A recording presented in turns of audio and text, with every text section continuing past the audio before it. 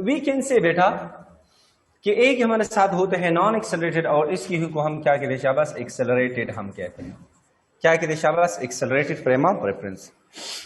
Non accelerated कौन सा frame of reference है? नॉन एक्सेलरेटेड ऐसा फ्रेम ऑफ रेफरेंस है जिसमें कोई एक्सेलरेशन नहीं होती, जिसमें कोई एक्सेलरेशन हो, यानी यहां पे एक्सेलरेशन ने क्या होना है शाबाश, acceleration should be equal to we can say 0। Such frame of reference where acceleration is equal to 0 is known as inertial frame of reference. Is known as inertial frame of reference. Acceleration 0 होने के दो मतलब बनते हैं कि या तो हमारे साथ वेलोसिटी मुकम्मल तौर पे क्या है शाबाश 0 है, या चेंज इन वेलोसिटी क्या है शाबाश वी कैन से 0 है। तो such frame of reference which is either at rest or moving with uniform velocity. Change 0 होने का मतलब ये क्या है कि ये कौन सी वेलोसिटी है शाबाश, यूनिफॉर्म है कि नहीं है। तो such frame of reference is known as non accelerated frame of reference.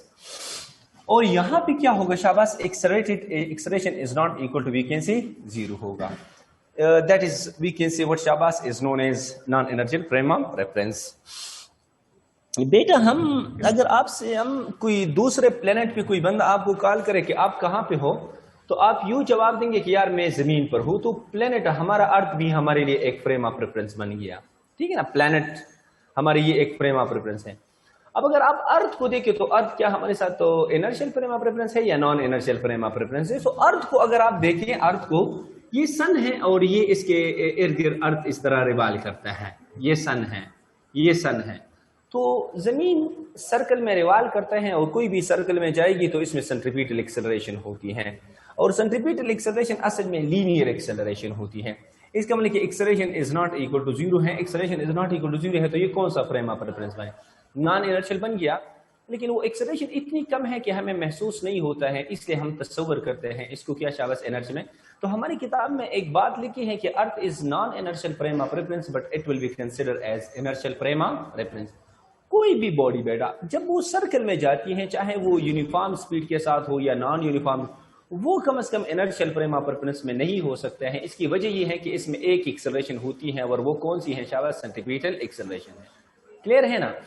और सेंट्रीपिटल एक्सेलरेशन हमारे साथ लीनियर एक्सेलरेशन है, तो इसी वजह से इसको हम फिर क्या मान लेते हैं, नॉन इनर्शियल के खाते में डालते हैं। दूसरी बात यह है कि बेटा जहां पे आप लोगों के ऊपर झटके लगते हैं, यहाँ पे for example we can say कि where passenger can experience some jerk, झटके महसूस करते हैं मसाफर, so such frame of reference is known as what शाबाश, that is called we can say non inertial. यहाँ पे पैसेंजर के ऊपर क्या लगते हैं, झटके लगते हैं।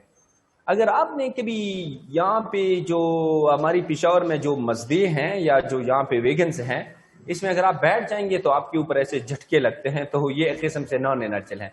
लेकिन हवाई जहाज में जब आप बैठ जाएंगे तो आप बड़ी आराम के साथ आप कहते हैं ऐसे ऐसे करते हो, सीट पी लेते हो, आपको जो एयर होस्ट होती है वो आपको चाय लेके आएगी, और को बिल्कुल ऐसी फील होती है कि जैसे मैं जमीन के ऊपर हूँ और इसको बिल्कुल कोई प्रॉब्लम नहीं होती है। लेकिन वही लड़की को तुम लेके आ जाओ और यहाँ से जो थाकाल से हश्तनगरी तक जो मस्जिद जाती है, इसमें आप खड़े कर दो, इसको ट्रे दे दो, उसमें चाय रख दो, चाय के कप रख दो, और आप कहते कि मुसाफिरों को पिलाओ, तो पिलाने से पहले पहले उसके ग्रेबान में उसको फेंकेगा, क्योंकि इसके ऊपर ऐसे झटके लगते हैं। क्लियर है।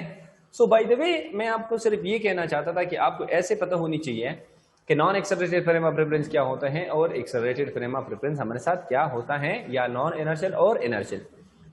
जितने भी न्यूटन लॉज हैं या फिजिक्स के जितने भी बेसिक लॉज हैं, वो तमाम के तमाम वैलिड है कौन से फ्रेम ऑफ रेफरेंस के लिए, इनर्शियल के लिए वैलिड है, और नॉन इनर्शियल के लिए वो वैलिड नहीं है।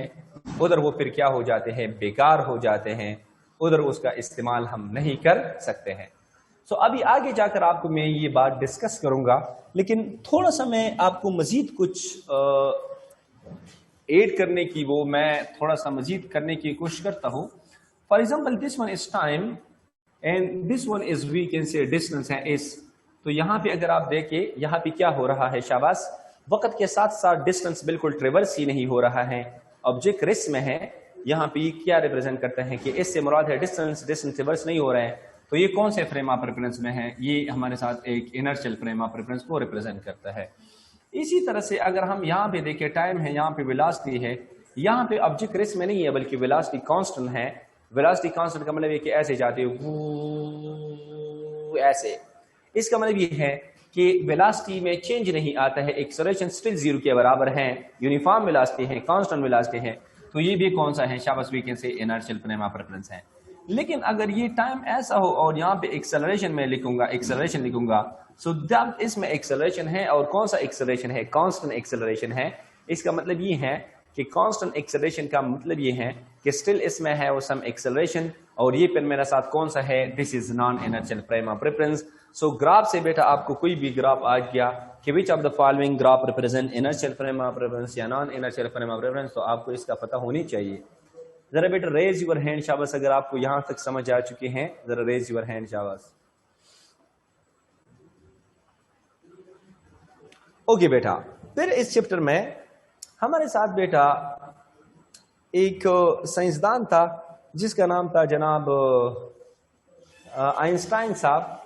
और आइंस्टाइन ने दो किस्म की थ्योरीज दिए थे बेटा। आइंस्टाइन ने दो किस्म की थ्योरीज दिए थे। रिलेटिविटी के बारे में उन्होंने थ्योरीज ऑफ रिलेटिविटीज, थ्योरी ऑफ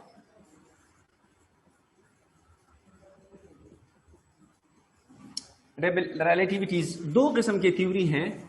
एक को हम कहते हैं special theory of relativity STOR, दूसरा हमारे साथ है GTOR, general theory of relativity, GTOR, special theory of relativity and general theory of relativity. वैसे इतना याद कीजिए आप लोग कि जो जनरल थ्योरी ऑफ रिलेटिविटी है ये कौन से के लिए है, ये non inertial frame of reference के लिए है। कौन से के लिए है शाबाश, non inertial frame of reference के लिए। और ये आपने याद रखना है कि ये कौन से फ्रेम ऑफ रेफरेंस के लिए शाबाश, इनर्शियल फ्रेम ऑफ रेफरेंस के लिए है। ये कौन से फ्रेम ऑफ रेफरेंस के लिए है, इनर्शियल फ्रेम ऑफ रेफरेंस के लिए है। सो special theory is for the inertial frame of reference and general theory is for the non inertial frame of reference. इसको आइंस्टाइन ने 1905 में प्रेजेंट किया था और मेरे ख्याल में इसको 1915 में, उसको तकरीबन 9-10 साल बाद इसने इस थ्योरी को प्रेजेंट किया। आइंस्टाइन ने सबसे ज्यादा काम जो की थी वो इनर्शियल पे किया था। फिर बाज लोगों ने सवाल पूछा कि जनाब आइंस्टाइन साहब अगर हमारे साथ सिचुएशन कुछ non inertial frame of reference बन जाए तो फिर इसके लिए उसने, यार इसको थोड़ा सा स्लो कीजिए यार,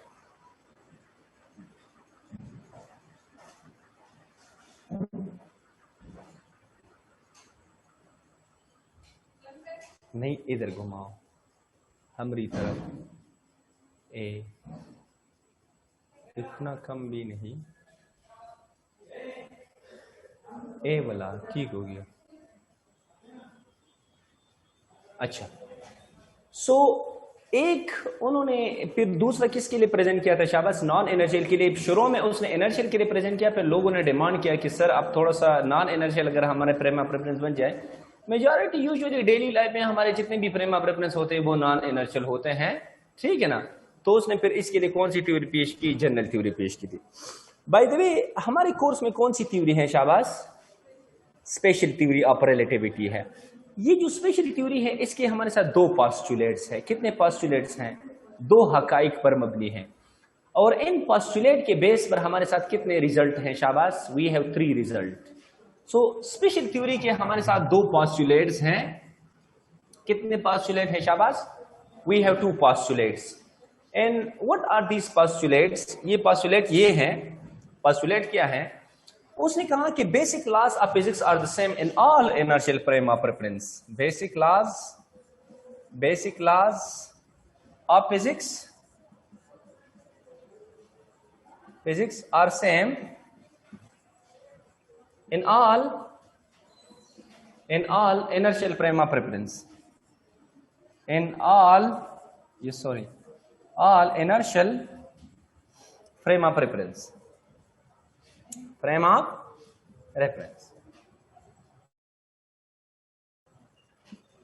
फिजिक्स के जितने भी बेसिक लॉज हैं, basic laws of physics are same in all inertial frame of reference.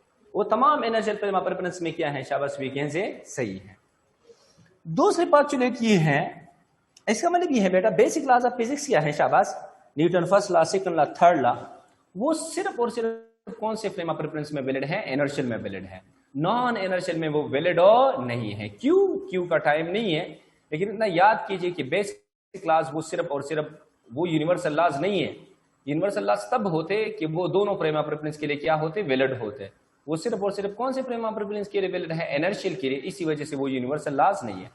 दूसरी बात ये है कि speed of light is universal constant. Speed of light, ये मेरे साथ क्या है, speed of light is universal constant. Speed of light is a universal constant, is a universal constant. जो स्पीड ऑफ लाइट है वो हमारे साथ एक यूनिवर्सल कांस्टेंट है। वैक्यूम में वो मतलब अगर वैक्यूम में मैं इस बल्ब के करीब जाता हूं तब भी इसका स्पीड 3 × 10⁻⁸ होगा, या ये मेरे आप इसको मेरे करीब लाएंगे तब भी इसके क्या होगा, शाबाश, तो वक्त के साथ साथ बढ़ता जाता है। अब इसको आराम आराम के साथ यहां पे घुमाओ,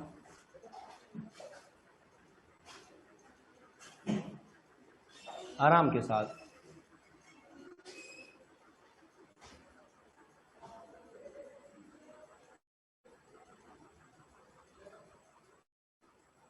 हाँ ठीक हो, बस ठीक। So speed of light is universal constant. ये एक यूनिवर्सल कांस्टेंट है, ना तो ये ऑब्जर्वर पे डिपेंड करता है, ना तो ये मोशन ऑफ द सोर्स पे डिपेंड करता है, ना तो ये मोशन ऑफ ऑब्जर्वर पे डिपेंड करता है। सो कितने पोस्टुलेट हैं हमारे साथ, शाबाश, 2 पोस्टुलेट है। एक ये है कि speed of light is universal constant, it does not depend upon the motion of the observer as well as the motion of the source. पहला पोस्टुलेट ये है कि basic law of physics is the same in all inertial frame of reference. ये 2 postulate है। इसके base पे हमारे साथ 3 रिजल्ट है। One is called mass dilation, the second one is called time dilation and the third one is called length of contraction. ये 3 इसके ऊपर हमारे साथ क्या है, रिजल्ट है। तो मॉडर्न फिजिक्स में ये टॉपिक बहुत इंपॉर्टेंट है, ब्लैक बॉडी है। और फिर हमारे साथ कुछ एमसीक्यूज आते हैं कॉम्पटन शिफ्ट में, फोटो इलेक्ट्रिक इफेक्ट में, और साथ में क्या है, pair production, inhalation of matter. बस वो इंशाल्लाह फिर खत्म हो जाएगा। Will try my level best कि कल इसको प्यारा हो जाए, नजम को प्यारा हो जाए, ठीक है ना। सो चले अब इसके हम रिजल्ट को डिस्कस करते हैं। तो देखो ये 2 चीजें हैं, 2 पोस्टुलेट कितने हैं और रिजल्ट कितने हैं। तो अब हम इस रिजल्ट को डिस्कस करते हैं। सबसे पहले हम मास डायलेशन को डिस्कस करते हैं। मास डायलेशन, इसको हम उर्दू में कहते थे कमियत का बढ़ना। डायलेट का मतलब है बढ़ना, कमियत का बढ़ना, मास का डायलेट होना, कमियत का बढ़ना। असल में आइंस्टाइन ने, न्यूटन, लोग ये बात नहीं मानते थे। उसने कहा कि बस मास मास है। हाँ, पुराने जमाने के साइंटिस्टों के जहन में कुछ शैतान थे, वो ये कहते थे कि ग्रेविटेशनल मास और इनर्शियल मास में फर्क है। और एंटिटीज के लिए आप इतना याद रखो, the ratio of the gravitational mass to the inertial mass will always be 1:1, there is no difference. याद रखो, the ratio of the gravitational mass to the inertial mass is always 1:1. There is no difference between the gravitational and there is no difference between the gravitational mass and inertial mass. Einstein ने कहा कि हमारे साथ 2 किस्म के masses हैं। इसको एक को इसने मूविंग मास का नाम दिया और दूसरे को इसने किसका नाम दिया, रेस्ट मास का नाम दिया। And that is m = m0 1 - v² divide by क्या होगा, c² और साथ में क्या होगा, शाबाश, we can say square root होगा। ये जो m0 है ना, इसको उसने रेस्ट मास का नाम दिया। किस मास का, रेस्ट, या इसको हम इनर्शियल मास भी कहते हैं। कौन सा मास, शाबाश, इनर्शियल मास। और ये जो मास है इसको उसने किसका नाम दिया, शाबाश, मूविंग मास का नाम दिया। किसका नाम दिया, मूविंग मास। या इसको उसने किसका नाम दिया, शाबाश, we can say non inertial का नाम दिया। किसका नाम दिया, शाबाश, नॉन इनर्शियल का मास का उसने नाम दिया। जरा हम यू डिफाइन करते हैं कि m ज्यादा होगा या m0 ज्यादा होगा। ये हमारा कौन डिसाइड करेगा, ये डिनोमिनेटर डिसाइड करेगा। I need your attention. अगर हमारा डिनोमिनेटर से 1 से कम जवाब आता है, तो अगर आप m0 को 1 से कम भी तकसीम करेंगे तो जवाब ज्यादा आएगा, तो मतलब है कि m ज्यादा होगा m0 से। अगर हमारे यहां से जवाब ज्यादा आता है, 1 से ज्यादा आएगा, 2 3 आएगा, तो फिर तो हमें तकसीम करना पड़ेगा। फिर m0 क्या होगा, ज्यादा होगा, और m क्या होगा, कम होगा। थोड़ा सा अपने अकल को इस्तेमाल करते हैं। यहां पे आ जाओ, शाबाश। ये जो डिनोमिनेटर में है 1 - v² डिवाइड बाय c², हमारे जहन के मुताबिक यहाँ पे मैक्सिमम वैल्यू क्या है 1 है, 1 से एक चीज क्या हो रहा है मनफी हो रहा है, इसका मतलब स्क्वायर रूट के अंदर कोई भी चीज जाएगा वो 1 से कम होगा। अगर आपने इसका स्क्वायर रूट ले लिया तो और भी क्या हो जाएगा कम हो जाएगा। मेरे कहने का मतलब है कि दिस थिंग विल ऑलवेज भी क्या होगा शाबाश लेस देन 1 हो, लेस देन 1 बारिश है। अच्छा लेस देन 1 से मुराद है 1/2 1/3 1/4 1/5 1/6 सारे के सारे लेस देन 1 है। मैं अपनी आसानी के लिए सपोज करता हूं लेट फॉर एग्जांपल इसको मैं 1/3 ही मान लेता हूं, 1/3 विच इज लेस देन 1 है। बेटा जरा तुम ईमान से बोलो, फिर मैं यहाँ पे ऐसा लिखूंगा कि m0 डिवाइड बाई 1/3 लिखूंगा कि नहीं लिखूंगा? ये ट्रिपल डिवीजन है, ये ऊपर जाएगा, इससे 3 m0 बन जाएगा कि बनने, इसका मतलब बेटा m0 के साथ आपने 3 को मल्टीप्लाई करना है, तब किसके बराबर होगा? m के बराबर होगा। मेरे कहने का मतलब ये है कि m will always be greater than we can say m0 होगा, या the ratio of m divided by m0 this will be greater than we can say 1, या the ratio of m0 divided by m this will be we can say less than 1। सो बेटा Einstein ने कहा कि नहीं जनाब असल में मास दो तरह के होते हैं, रेस्ट मास और मूविंग मास एक जैसा नहीं है जिस तरह न्यूटन ने कहा था। उन्होंने कहा कि जनाब मैस स्पीड वेरिएंट, स्पीड के साथ वो चेंज हो सकता है, और जो मैस स्पीड के साथ चेंज हो सकता है उसने उसका क्या नाम दिया? नॉन इनर्शियल मैस दिया, या इसको moving mass. So moving mass ज्यादा होगा या रेस्ट मैस ज्यादा होगा? मूविंग मैस ज्यादा होगा। तो अगर आप जब आप चलती हो ना तो आपका मैस में थोड़ा सा बाकी इंक्रीज आता है, लेकिन आपकी स्पीड इतनी कम है, इतनी कम है, इतनी कम है, जरा यहां पे देखो ना, इतनी कम है, इतनी कम है, इतनी कम है कि 0 के बराबर है c के मुकाबले में। तो जब बहुत कम चीज को बहुत ज्यादा चीज पे तकसीम करेंगे जवाब क्या आएगा? 0 आएगा। 1 से 0 को मन पे करो 1 आएगा, square root of 1 is equal to 1, तो m is equal to m0 आता है, इसलिए हमें अपीयर नहीं होता है। ये उन ऑब्जेक्ट के लिए अच्छी तरह से विजुअलाइज होगा जिसकी स्पीड इंतहाई क्या होता है? ज्यादा होता है। और वो कौन से ऑब्जेक्ट हैं? माइक्रो ऑब्जेक्ट हैं। माइक्रो ऑब्जेक्ट से मुरादी हैं जिस तरह इलेक्ट्रॉन वगैरह हैं, ये उन लोगों के लिए क्या है शाबाश वीकेंड से अच्छी तरह से विजुअलाइज है। हाँ बेटा नबी करीम सल्लल्लाहु अलैहि वसल्लम जब मेराज पे गए थे तो उसके लिए भी टाइम डायलेट हो गया था, और वो बहुत हाई स्पीड के साथ गए थे तो उसका मैस भी बहुत ज्यादा बढ़ गया था। अब उलमा का इसमें इख्तिलाफ है, बाज उलमा कहते हैं कि नबी करीम सल्लल्लाहु अलैहि वसल्लम की सिर्फ वो जो क्या है वो मतलब नूरी तौर पर गया था, स्पिरिचुअली गया था, लेकिन हमारी उलमा देवबंद का अकीद ये है, हम कहते हैं कि नबी करीम सल्लल्लाहु अलैहि वसल्लम बिल्कुल स्पिरिचुअल और फिजिकली दोनों गया था वो अल्लाह ताला के साथ, ऐसे बिल्कुल बिल्कुल there was nothing between Allah and Mohammed सल्लल्लाहु अलैहि वसल्लम, वो बिल्कुल इस तरह इसके साथ इसकी मुलाकात हो गई, ठीक है ना। सो और उसके लिए टाइम को रुक दिया गया, एक उसी वक्त टाइम को रुका था। एक हजरत फातिमा रज़ियल्लाहु ताला अन्हा के सर से जब दुपट्टा गिर गया था तो टाइम को रुक गया था। तीसरी जब बिलाल रज़ियल्लाहु ताला अन्हु ने उसने आजान नहीं दी थी, अल्लाह ने वो कहते कि आप स्टॉप टाइम को स्टॉप, जब उसने आजान दी तो फिर सुबह हो गया। और एक और जगह पे है मेरे ख्याल में हजरत अली रज़ियल्लाहु ताला अन्हु के बारे में है, उसने भी कुछ किया था तो उसके लिए भी टाइम कोई दुनिया में 4 उस पे टाइम को रोक गया था, ये 3 तो मुझे याद हैं, और एक आई एम श्योर कि एक हजरत अली रज़ियल्लाहु ताला अन्हु के बारे में है कि उसके लिए अल्लाह पाक ने टाइम को रोका था। सो वी कैन से बेटा this is called we can say mass dilation. अब आप मुझसे ये ना पूछिए सर जी ये तो आप गपशप लगा रहे हो, बस सिर्फ एंटिटीज के लिए आप गपशप लगाओ, इसके लिए फार्मूले सीखो। इस पे एक एमसीक्यूज में सिर्फ आपको ये करना चाहते हो बेटा, अक्सर ऐसे एमसीक्यूज आते हैं फॉर व्हाट वेलोसिटी। बेटा जरा रेज यूर हैंड अगर आपको यहां तक क्लियर है, शाबाश। Okay, for what velocity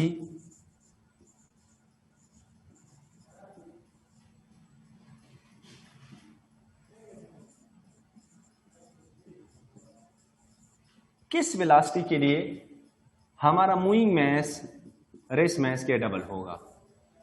for what velocity और moving mass will be double of the rest mass. So हमारे साथ इक्वेशन क्या है? हमारे साथ इक्वेशन क्या है? हमारे साथ इक्वेशन ये है m is equal to m0 1 minus v square divide by c square, और यहाँ पे मैं 1/2 लूंगा स्क्वायर रूट की बजाय। m की जगह पे क्या लिखूंगा जनाब, 2m0 ही लिख सकता हूँ कि नहीं लिख सकता हूँ, तो मैंने 2m0 लिख दिया। m0 विल कैंसिल m0, जरा दोनों साइड पर आप स्क्वायर लीजिए जनाब, या यू कीजिए, 2 को उधर लेके जाओ, इसको इधर भगा दे पहले, तो ये क्या बनेगा 1 minus v square divide by c square, और होल स्क्वायर ले लिया तो ये 1/2 कैंसिल हो जाएगा, ये 1/4 बन जाएगा, ये ऊपर जाकर इस तरह 1/4 हो जाएगा। क्लियर है? यहां तक आपका मैथ्स थोड़ा स्ट्रांग होनी चाहिए। ये 4 बन जाएगा, यहां से ये यहाँ पे मैं लूंगा तो ये क्या हो जाएगा, कैंसिल हो जाएगा इसके साथ, तो फिर मैंने इसको इधर लेके आया, इसके उधर लेके आया। अब 1/4 को इधर लेके आ जाओ, वी स्क्वायर को इधर लेके जाओ, तो मेरे साथ क्या बनेगा शाबाश, 1 माइनस 1/4 इज इक्वल टू क्या बनेगा, v square divide by c square बन जाएगा, या 4 minus 1 divide by 4 is equal to क्या बनेगा, v square divide by c square बन जाएगा, या 3 बाई क्या हो जाएगा 4 is equal to we can say c square is equal to v square बन जाएगा। दोनों साइड पर अगर हम स्क्वायर रूट लेंगे, मेरे ख्याल में ये ऐसा आ जाएगा, square root of under 3c divide by क्या बनेगा 2 बन जाएगा। इस स्पीड पर बेटा हमारे साथ क्या होगी शाबाश, अगर आप 60 किलोग्राम के हो और आप इस स्पीड पर चले गए तो आपका मैस कितना हो जाएगा, 120 किलोग्राम हो जाएगा। तो अगर आप अंडरवेट हो, आपको परेशान होने की जरूरत नहीं है, थोड़ा सा आप इस स्पीड के साथ जाएं करें, आप बड़े मोटी हो जाएंगे। क्लियर है?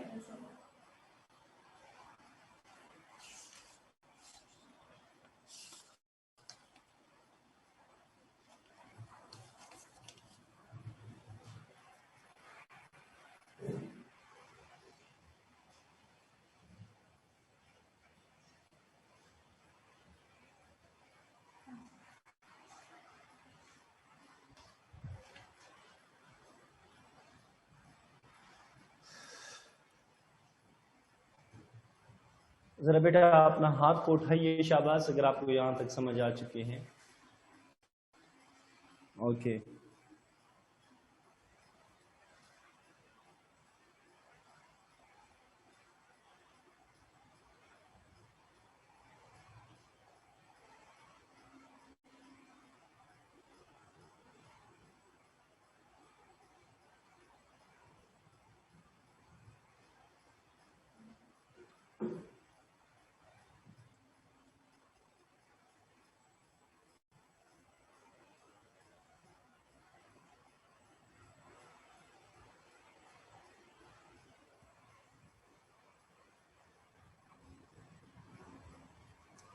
This is the first result mass dilation. इसके बाद उसने बेटा एक दूसरा किस्म का डायलेशन बताया आइंस्टाइन ने, जिसको हम कहते हैं बेटा टाइम डायलेशन। कौन सा डायलेशन? टाइम। उसने कहा कि वक्त भी साथ में क्या हो सकता है शाबाश, बढ़ सकता है, टाइम में भी क्या हो सकता है शाबाश, बढ़ाव आ सकता है। मतलब अगर आपके लिए टाइम बहुत जल्दी जल्दी गुजर जाता है और आप परेशान हो कि यार मैं बूढ़ी हो जाऊंगी और मेरी हुस्न जमाल खत्म हो जाएगी, तो आपके लिए टाइम को रुका जा सकता है। आइंस्टाइन ने कहा था कि how to stop the death, मौत को कैसे रोका जा सकता है। इसके लिए आपने थोड़ा सा टाइम को क्या करना है, स्टॉप करना है। और टाइम को आप कैसे स्टॉप कर सकते हो, उसका अभी आपको मैं तरीका बताता हूं। तो आइंस्टाइन ने कहा जो टाइम डायलेशन है, ये दूसरा रिजल्ट है टाइम डायलेशन। ये टाइम डायलेशन वक्त का बढ़ना होता है, वक्त का बढ़ना। आइंस्टाइन ने इसके लिए भी वही इक्वेशन दे दिया, लेकिन उसने कहा कि कोई भी वॉच अगर वो रिस्ट में है तो वो बड़े जल्दी टक टक टक टक टक टक करेगा, लेकिन जब वो मोशन में आ जाएगा तो वो करेगा टक टक टक टक। समझ में बात है ना? तो एक मिनट के लिए अगर हम कहते कि टक टक टक टक टक टक टक, अब टक टक टक, एक मिनट में टाइम का दौरानिया को क्या हो जाएगा, ज्यादा हो जाएगा।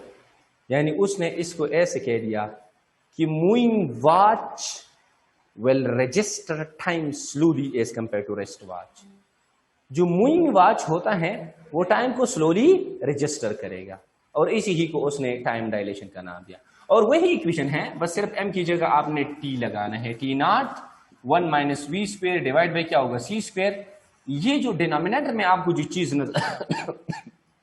नजर आता है, इसको तो हमने माना था, क्या शाबाश बेटा, इसको तो हमने माना था 1/3 माना था ना, तो टी नॉट डिवाइड बाई क्या बनेगा 1/3, या मेरे साथ जी क्या बन जाएगा 3t नॉट हो जाएगा।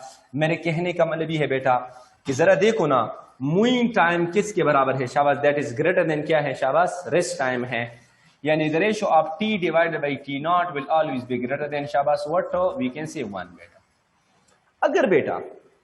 अगर कोई body v is equal to c से गया, अगर कोई body v is equal to c से गया, तो फिर क्या बनेगा, यहां पे आप जरा c पुट करें शाबाश, c square divide by c square क्या हो जाएगा 1, 1 minus 1 0, anything by 0 is equal to क्या होगा, इसके लिए टाइम इनफाइनाइट हो जाएगा। इनफाइनाइट होने का मतलब है कि इसके लिए टाइम क्या हो जाएगा शाबाश, वीकेंड से स्टॉप हो जाएगा।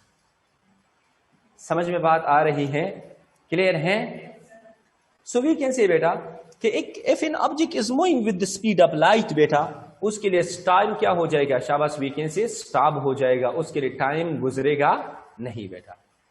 आइंस्टाइन ने एक कंसेप्ट दिया था जिसको हम कहते हैं ट्विन पैराडॉक्स थ्योरी।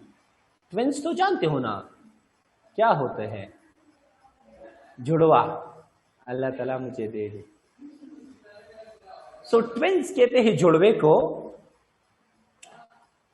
वो कहते थे, आइंस्टाइन कहते थे कि फॉर एग्जांपल हमारे साथ एक कंसेप्ट है जिसको हम कहते हैं ट्विन पैराडॉक्स थ्योरी।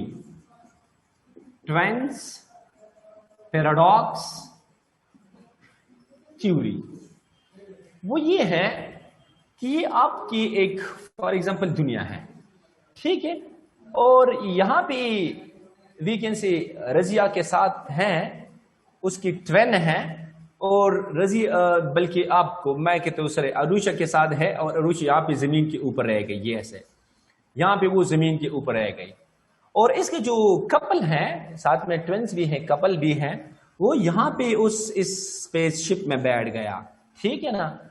जब स्पेसशिप में बैठ गया और ये इसके साथ इस तरह से इसने अपना हरकत को स्टार्ट किया, और उसने अरूशा को कह दिया कि हाय मैं चला गया। जब दोनों को एक दूसरे को छोड़ रहे थे, उसी वक्त उन दोनों की ये वीकेंड से 20 साल की उम्र थी, दोनों टीनेज थे, और ये इसका जो दूसरा कपल है वो इस में बैठ गया, वो इसके साथ हाई स्पीड के साथ रवाना हो गया। जब 60 साल गुजर गए तो यहाँ पे हमारी अरूशा की स्पाइनल कार्ड बिल्कुल ऐसे टेढ़ हो गई थी, और इसके मुंह में कोई दांत भी नहीं था, और ये बिल्कुल ऐसे बूढ़ी हो गई थी। लेकिन जहां से यंग जेंटलमैन हशाश बशाश आ गया, इसका उम्र मुश्किल से 22 से 26 ईयर होगा या 24 ईयर होगा, इसके लिए टाइम बड़े मुश्किल से पास होगा, यानी ये बहुत हाई स्पीड के साथ जा रहा था, और ये बेचारी क्या हो गई थी, वीकेंड से बूढ़ी हुई थी। ये एक मूवी है जिसको इंटरस्टेलर मूवी है, उसमें भी बिल्कुल इस तरह होता है, वो इसका बाप जाते हैं और जब वो आते हैं तो वो बेटी इसकी बड़ी प्यारी सी थी, जब वो फिर आते हैं बाप तो वही जैसा होता है, लेकिन उसकी जो नन्ही गुड़िया होती है वो बिल्कुल बूढ़ी हो चुकी होती है, उसके दादी की तरह उनको लगती है इस तरह से जी। हाँ, सो ये असल में ये कंसेप्ट को हम कहते हैं ट्विन पैराडॉक्स थ्योरी। और इस तरह से अगर आप स्पीड ऑफ लाइट से गए, लेकिन स्पीड ऑफ लाइट पे आप जा ही नहीं सकते हो, मटेरियल बॉडी के लिए नॉट पॉसिबल है कि वो स्पीड ऑफ लाइट से जा सके। क्लियर है? Is it okay? So we can say कि this is not possible for material body to goes with the speed of light. इसी ही को हम कहते हैं टाइम डायलेशन। इसको हम क्या कहते हैं? बस टाइम डायलेशन। ये दूसरा रिजल्ट है। और अगर आप ऐसे तरह के क्वेश्चन आ जाए कि for what velocity the time the moving time will be double of the rest time, तो वही होगा square root of 3 divide by 2 into c के साथ आपने इसको मल्टीप्लाई करना है। क्लियर है? इसके जो बिल्कुल लास्ट नंबर पे हमारे साथ आता है बेटा, इसको हम कहते हैं लेंथ कॉन्ट्रैक्शन। कौन क्या कहते हैं शाबाश? Length contraction. तीसरे नंबर पे हम ये डिफाइन करते हैं लेंथ कॉन्ट्रैक्शन। लेंथ कॉन्ट्रैक्शन से मुराद ये है, उसने ये फार्मूला था कि L is equal to L not and that is 1 minus v square divide by c square. ये कि हमेशा के लिए बेटा, अब यहां से क्या मुराद है, ये चीज तो हमने 1/3 माना था ना, तो अभी भी ये 1/3 है। L not into we can say 1/3 मैंने माना था is equal to L, L not is equal to क्या बनेगा, 3L बनेगा कि नहीं बनेगा। इसका मतलब है कि कौन सा लेंथ ज्यादा होगा, शाबाश, हाँ, इसका मतलब ये है कि L not divide by L is greater than क्या होगा, शाबाश, 1 होगा। रिस्ट लेंथ ज्यादा होगा और मूविंग लेंथ क्या होगा, शाबाश, वी कैन से कम होगा। यानी जब आप मोशन में किसी ऑब्जेक्ट को देखेंगे तो वो आपको क्या दिखाई देगा, शाबाश, शॉर्टर दिखाई देगा उसी ही डायरेक्शन में। क्लियर है? हाँ, सो वी कैन से बेटा कि हमेशा के लिए बेटा rest length will be greater than what, शाबाश, we can say moving length. Clear है? यहां तक क्लियर है ना? अच्छा, सो ये तीन हमारे साथ क्या थे, शाबाश, वी कैन से रिजल्ट थे। One is called length contraction, the second one is called time dilation, the first one is called we can say mass of dilation. This was the result of special theory of relativity, और 2 postulate आपको मैंने बता दी। इसके बाद फिर बेटा हमारे साथ एक चीज है जिसको हम कहते हैं ब्लैक बॉडी। क्या कहते हैं, शाबाश, ब्लैक बॉडी।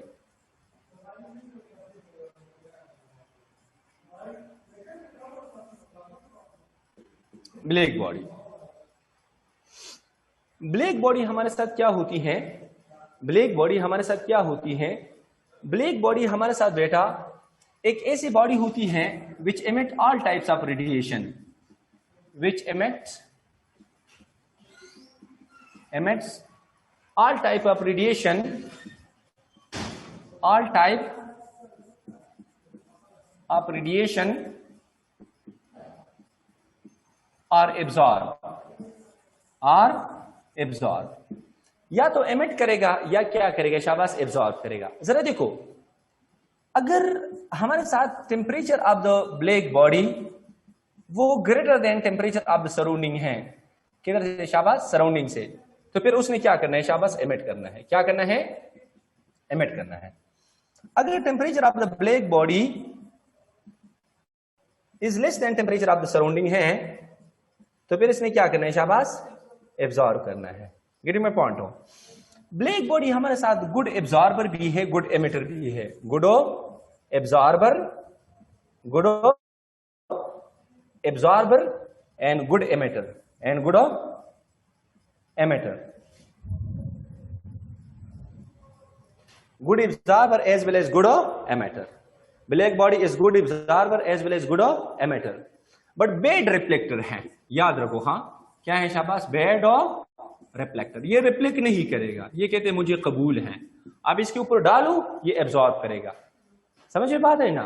तो बेड क्या है, रिफ्लेक्टर है। इस तरह व्हाइट बॉडी क्या करेगा, शाबाश, व्हाइट बॉडी वो असल में क्या है, शाबाश, बेड एब्जॉर्बर है। याद रखो, बेड क्या है, एब्जॉर्बर है।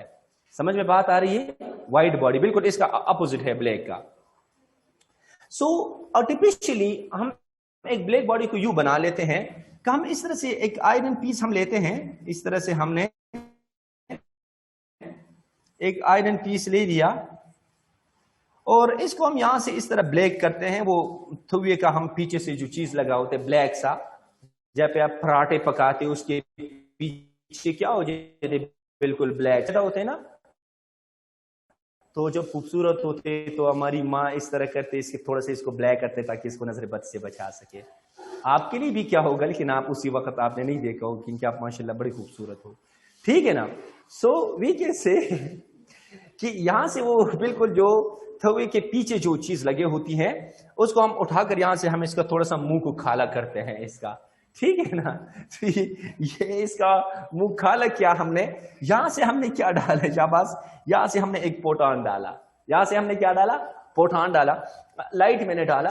जब मैंने लाइट डाला तो ये प्रोटॉन जब यहां पे एंटर हो जाएंगे, ये प्रोटॉन जब यहां पे एंटर हो जाएंगे, ये प्रोटॉन जब यहां पे एंटर हो गया तो ये बार बार इसकी वी कैन से क्या होगा, शाबाश, we can say total internal reflection होगी। इसमें क्या होगी, शाबाश, कुली दाखिली इनकास इसको कहते हैं, टोटल इंटरनल रिफ्लेक्शन इसमें होगी। इस तरह से मुकम्मल तौर पर कि क्या होगा, रिफ्लेक्ट होगा और इसके चांस के बाहर निकलने का खतरा बहुत ही कम होगा, इसकी पॉसिबिलिटी बहुत कम है।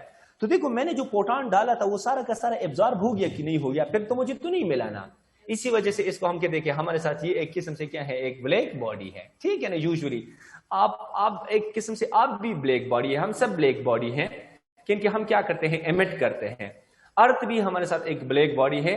The best black body is the sun.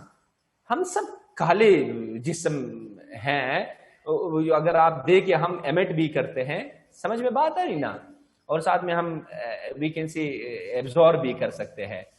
So we can say बेटा कि ये मेरे साथ आर्टिफिशियली एक ब्लैक बॉडी होती है, लेकिन perfectly black body is not possible perfectly. वो इसकी वजह ये है कि बिल्कुल इसकी मिसाल ऐसी है, जिस तरह आप खजाने में आप पैसे डालते हो ना, चेंज के जो पैसे सिक्के होते हैं, तो जब आप डालते हो तो नहीं निकल सकते हैं, लेकिन अगर आप इसको यूं हिलाते हो श्रंग श्रंग, तो शायद उस सुराख में से कई चांस अगर लग जाए बाहर निकल जाएंगे। तो आप ये नहीं कह सकते कि यार ये जो खजाना है दिस इज बिल्कुल होली सोली परफेक्ट है और इसमें से कोई भी सिक्का काइन को बाहर नहीं निकाल सकते, माइट वो निकल आ जाए। क्लियर है ना। सो इसलिए हम कहते हैं कि perfect black body not possible है। उसकी वजह ये है बेटा कि इलेक्ट्रॉन तब एब्जॉर्ब होगा जब यहां पे इन दोनों शेल के में बीच में जो डिफरेंस है और इन प्रोटॉन का एनर्जी और इनके डिफरेंस बराबर होगा, तब ये इलेक्ट्रॉन एनर्जी एब्जॉर्ब करेगा जाएगा। अब अगर यहां पे शेल का डिफरेंस इसके बराबर नहीं है तो फिर वो तो एब्जॉर्ब तो नहीं कर सकता है। यदि मैं पॉइंट हूं, इसी वजह से अब जरूरी तो नहीं है कि हर जगह पे शेल होगा, हर जगह पे शेल नहीं होते हैं।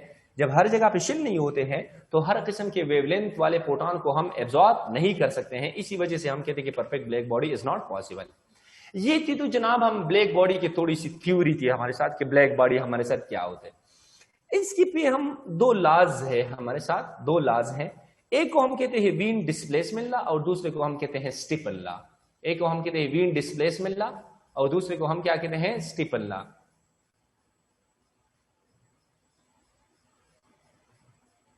आप कहते हैं फिर हमसे पैसे गुम हो गए, ये आपसे गिर जाते हैं। सो वी कैन से कि हमारे साथ दो लॉज है। एक को हम कहते हैं वीन्स, मैं रख लू, एक हमारे साथ है स्टीफन्स लॉ।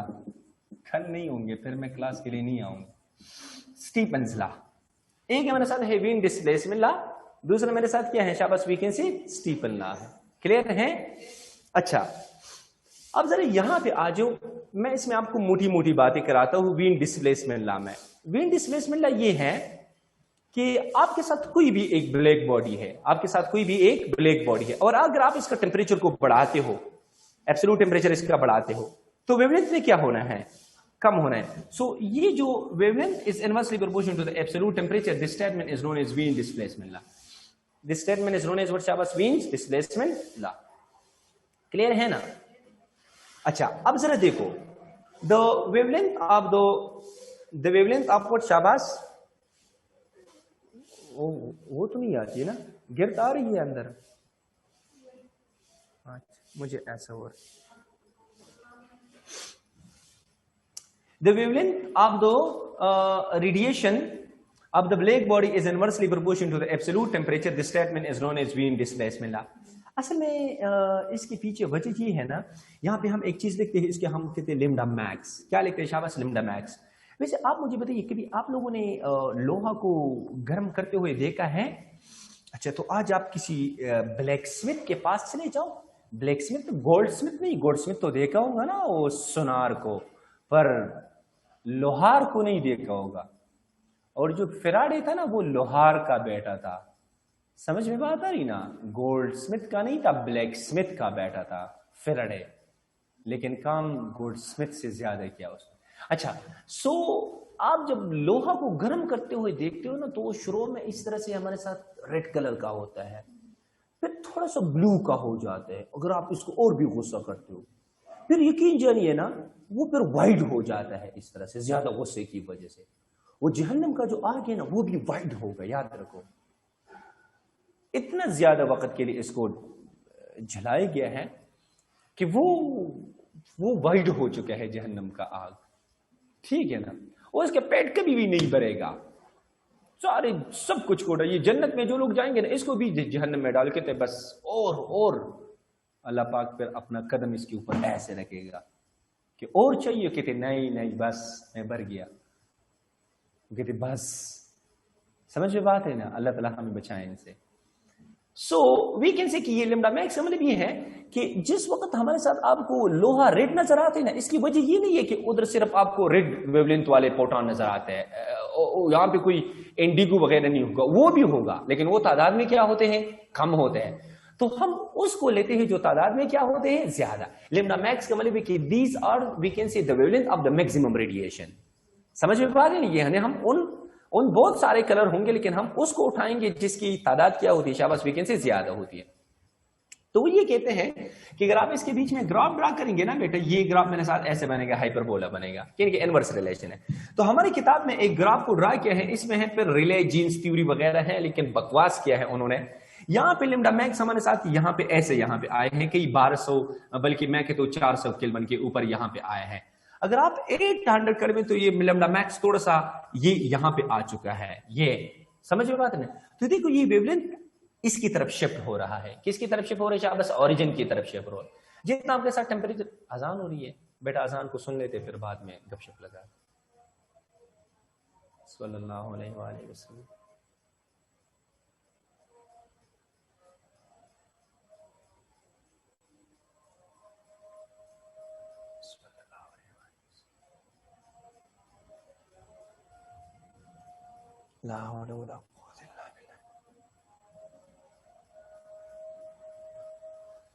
जब यहां पे ये कहीं 800 केल्विन पे होगा तो ये जो वेवलेंथ है that will B shift displace toward the origin, ठीक है ना, जितना टेम्परेचर आपके साथ हाई हो जाएगा।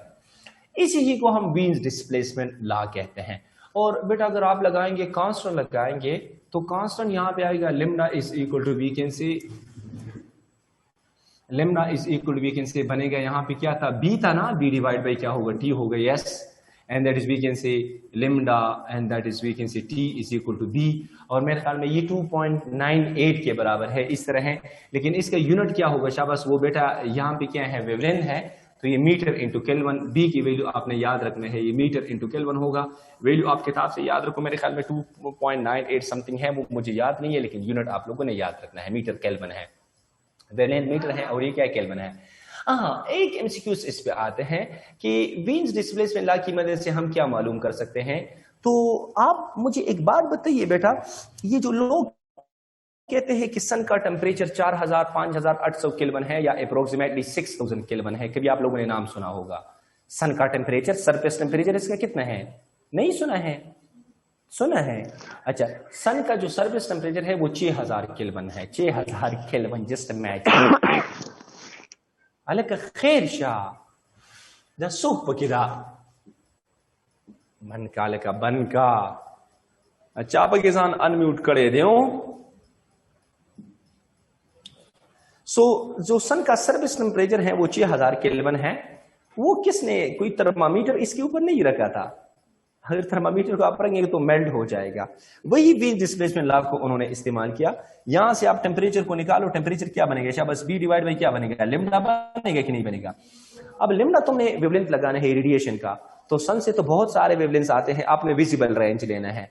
विजिबल रेंज का तकरीबन 500 नैनोमीटर आप ले थे, तकरीबन 400 से लेकर 700 नैनोमीटर के बीच में होता है विजिबल रेंज वाले जो वेवलेंथ है। तो आप 500 को तस्वर करें, हमें ज्यादातर रेडिश नजर आते हैं, तो रेडिश में बस हम थोड़ा सा इसको लेते हैं और अप्रोक्सीमेट ये मेरे साथ क्या आएगा शाबाश 5000 क्या आएगा शाबाश, वीकेंड से 800 केल्विन आएगा, ऐसा आएगा।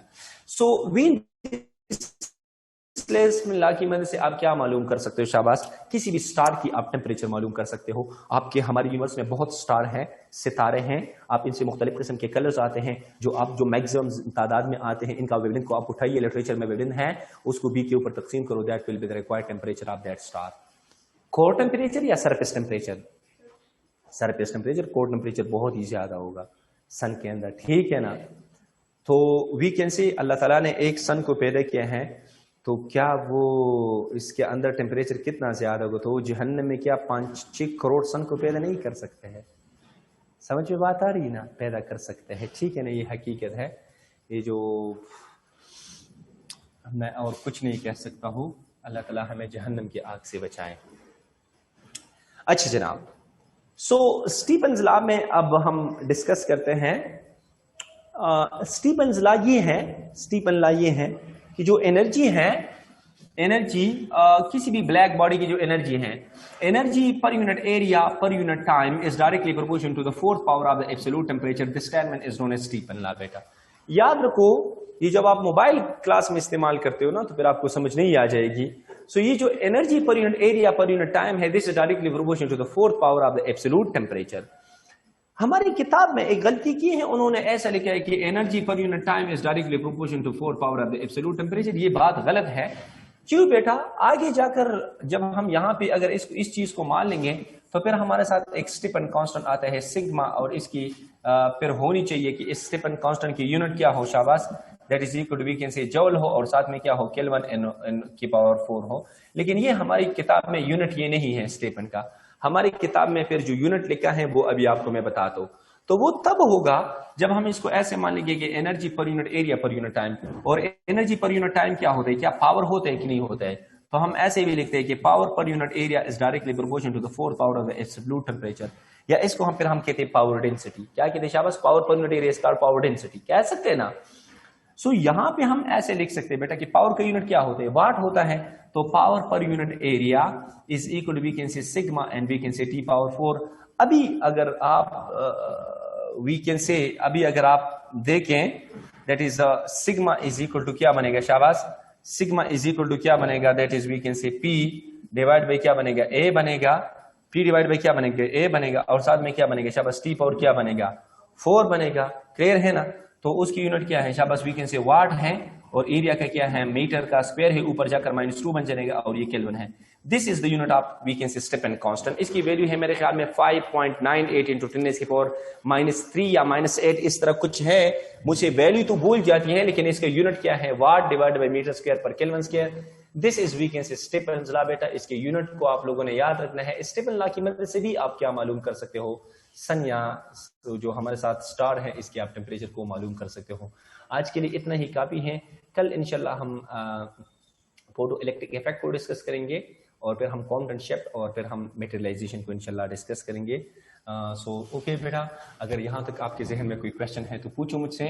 फिर जो हमारे सेकेंड ईयर के स्टूडेंट हैं वो बेटा जा सकते हैं, और फर्स्ट ईयर के जहाँ पे मैंने चैप्टर नंबर 8 में एक टॉपिक करना है वो आप बैठ जाएं, शाबाश। सो यहाँ तक कोई क्वेश्चन है तो पूछे मुझसे आप। सदर बशीर जी, हेलो। हेलो, अस्सलाम वालेकुम सर। वालेकुम सलाम।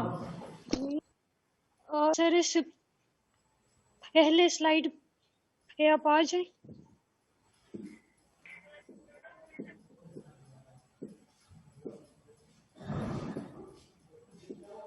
जी सर ठीक है, ग्राफ्स दोबारा एक्सप्लेन कर लग। ये मैंने ये बताया था ना कि ये मेरे साथ कौन सा फ्रेम ऑफ रेफरेंस रिप्रेजेंट करता है, इनर्शियल, क्योंकि यहाँ पे डिस्टेंस ट्रेवर्स नहीं हो रहे, डिस्टेंस ट्रेवर्स में एक्सेलरेशन 0 होगा। एक्सेलरेशन 0 है तो इनर्शियल है। यहाँ पे भी वेलोसिटी कांस्टेंट है, इनर्शियल फ्रेम ऑफ रेफरेंस। यहाँ पे एक्सेलरेशन कांस्टेंट है, 0 के बराबर नहीं है, तो ये कौन सा हो गया, नॉन इनर्शियल हो गया। ओके सर, थैंक यू जी। और शाबाश, है कोई और? माइकलाल, चले बेटे शाबाश। ये